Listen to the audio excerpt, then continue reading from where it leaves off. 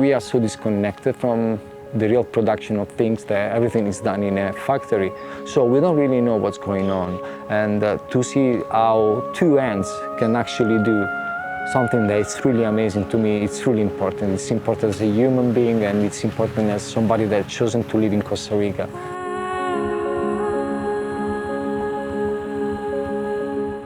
I want to have a deeper mission just to give value to my time on this planet. I believe we got one life, and I really want to give as much as I can. I believe as a species, what we should really do, it is live as much as we can a better world for the next generation. And this is something that anytime people do businesses, they don't consider. My name is Gianni, and I spent 7 years here in Cabuya. I spent 20 years overall in Costa Rica, and since 7 years ago I started the project, and I make chocolate.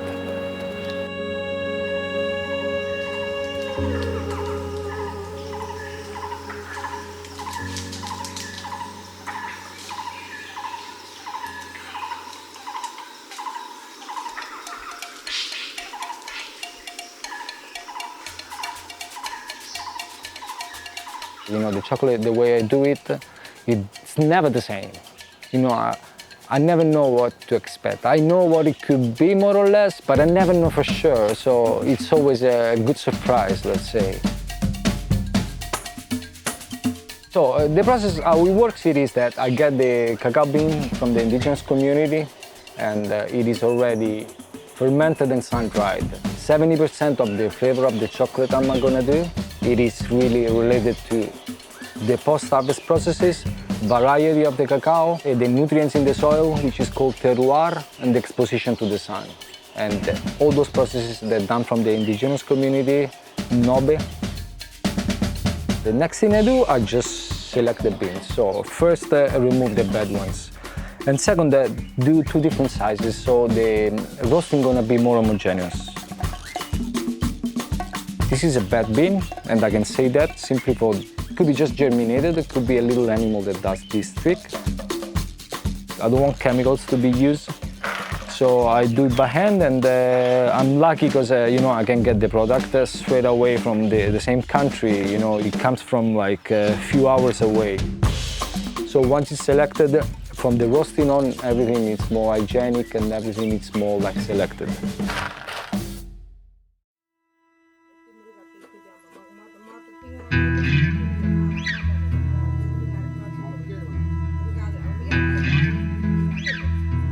So I've been working now with the indigenous community for over 5 years now. So I really built a good relationship with them.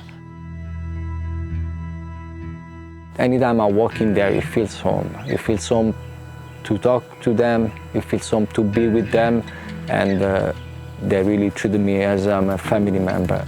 It's the biggest family that I ever got, you know.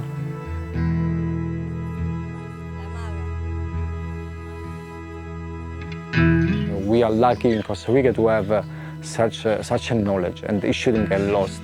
For them, the connection is really deep and goes beyond what we normally know. They got a scan of the ecosystem so precise that they really walk around and they see potential everywhere. Most of the plants for them are very important. It's common that if you go talk with them and any ache that you got, any pain, they always have a little kind of solution, a tea that you can make, a plant that you can eat. It's something that we lost a little bit connection with. They really have very old trees, very old cacao trees. For them, this is an ancestral kind of production. They've been doing it for a long time, and for them it's something that it's really important, the cacao tree in itself, and it's important to keep it natural. They do things without using any chemicals, and we always use chemicals in modern society to make life easier. And anytime I interact with them, I see how the shortcut that we take, it's just completely disconnected from what nature is and from our capacities. The mission of the cafe, it is share the culture. And for example, cacao beans, it's one of the things that we help them sell the most. It's not the only thing, so we help them sell bags and other craft that they do. For example, the bags are made out of leaves.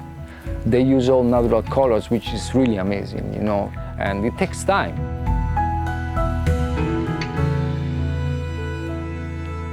What they got is special.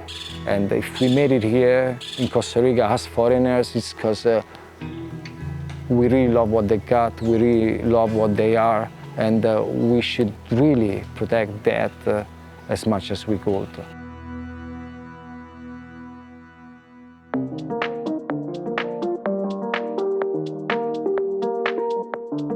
I think one of the worst things that happens in the industry is that they always have the same flavors, and to me it doesn't really represent what cacao is. So depending on what kind of flavor I can taste at the beginning when it's raw, I would try to develop different notes. That happens with the roasting part.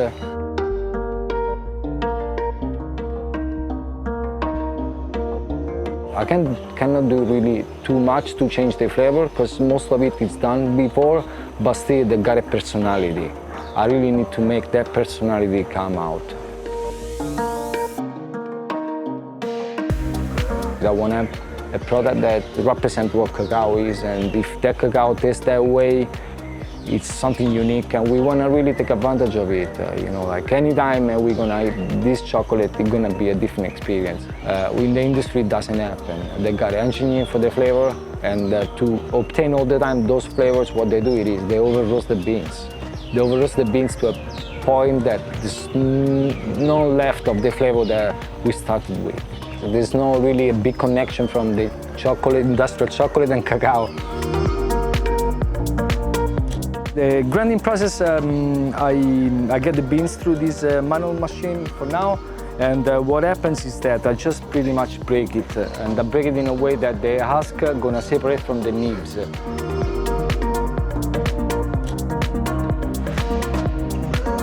This machinery is called winnower, and what it does is remove the husk from the nibs. And this is something really important in order to make kind of first-class chocolate. It's actually a vacuum cleaner that's gonna suck air inside the bucket. So anytime I put the nibs on top, the husk, which is lighter, gonna go inside the bucket. You can really get a unique product out of those few beans, you know, like that's quite amazing, you know. Yeah.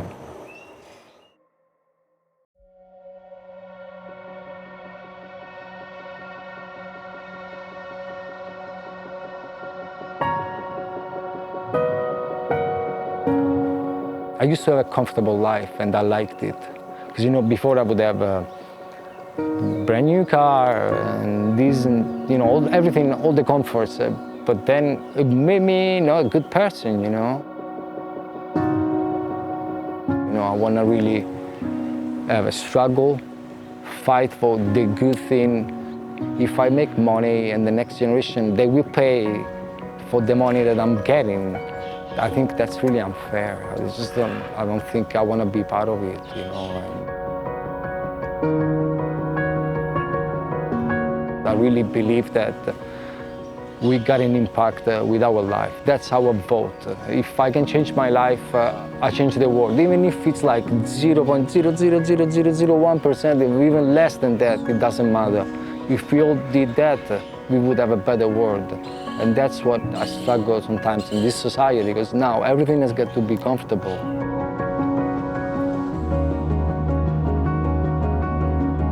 It's got consequences the way we build. And I believe one thing, I believe nature gives you everything you need to build. You don't need anything more, you know. This has got no consequences. If I die today, you get a hammer, you get the house down, that's good. Nothing's gonna really happen to nature, you're gonna absorb it like it is. So once I found out how good it is to build this way, I started the project. Now when I see people looking at this place, I make them get out the child inside them. And this is something that we forgot. Pretty much it's a wooden structure, and then inside I made a substructure which is bamboo and other pieces of wood. And then I use clay, which is soil, pretty much. I dig a hole and I made the wall, and then I add sand and straw. And then everything that you see outside the plaster is limestone. Limestone doesn't need a kiln, it doesn't need a big temperature to be made. The way it becomes hard, it is getting CO2 from the atmosphere. That's what it makes it so ecological. So in a way, some of the plasters and some of the walls, because some of the walls I did it just with limestone, it's absorbing CO2 right now from the atmosphere. So that's the big difference.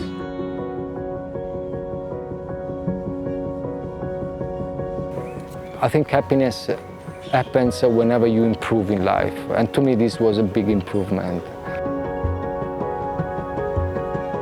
Anytime I look up, it just makes sense into my head. This is what we are this, and anytime we live in a city, we forget those things. We forgot completely how it sounds, what's going on.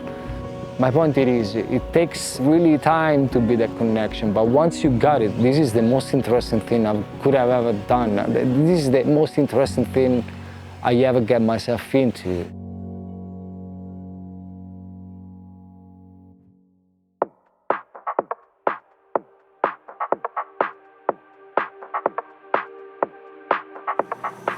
So now I got the nibs ready, and the next step it is to blend it a little bit more so we make it easy for the machine.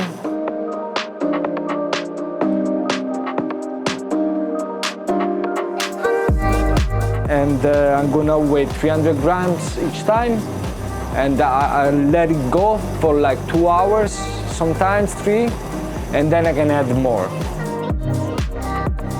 So I do different kind of dark chocolate. I do 67, it's the sweeter that I do, 75, 82%, and 90%. And the 100% that we call ceremonial grade. And it is used normally for people that do ceremonies. Apart, very few are passionate about chocolate. Then I do dark milk chocolate, and I do white chocolate.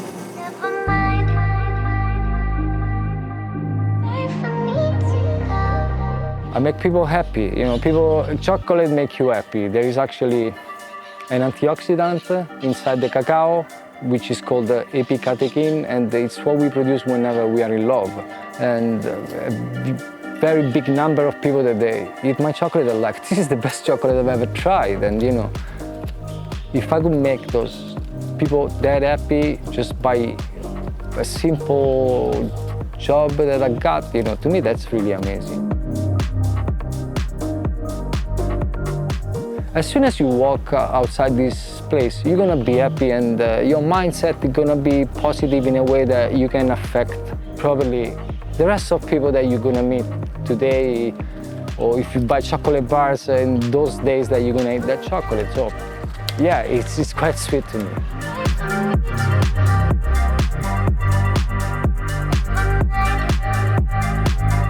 The chocolate was amazing. It's my first time trying the traditional hot chocolate, and even if it's hot, it tends to cool the body down, so it's pretty awesome. The way that he's created this cafe, which feels it's very much, connecting with the indigenous. Also, he's handmade the buildings, and he puts a lot of love into his work. I think he is passionate about what he does. It was cool to see that he has volunteers with him, helping him, and that he is transmitting this passion to other people, and what he's doing to help the indigenous communities of Costa Rica. It's truly incredible, yeah. Gianni has a relationship with the indigenous tribe who grows the chocolate, so it's better than fair trade. It's like family or friends that care for each other. So he gets it and pays a fair price, and also he helps them by selling their art here. And of course, it's not certified, but it doesn't need to be because it's the relationship that matters. So, and I think you can taste that in this chocolate. I think that in society generally, where things have become so commercialized and globalized and mass-produced, we lose that intention and love that goes into, you know, creating a single drink or something like this. And so it's, you know, bringing back that local feel, that community feel, and that intention and love that goes into the little things.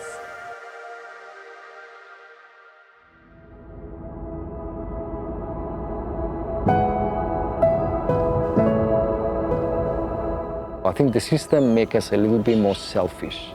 But this is not our nature, you know, it's really not our nature at all. I think our nature it is to care about the next generation, to care about the environment, because it's what provides us with what we really need. And we don't need more than that. We changed completely our priorities. As a species, we're not consumers, and this is what they transformed us into. We should be conscious of what our money can do, and that is where the change is. That's our voting system.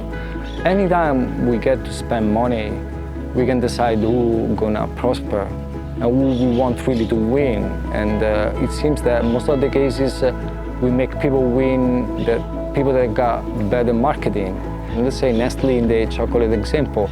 Am I willing to support them? Or I want to support like somebody that is, you know, really trying to do the best thing, is really giving you a good product, even if it costs a little bit more. I believe that we got to really change ourselves first to have a better society, and that's what's important, you know, like we can change things. Whenever people say that we don't, that's a lie. It's doable. I changed my life a lot. I'm not saying I'm changing the world, but I at least change myself. And if everybody do that, we're gonna have a better world.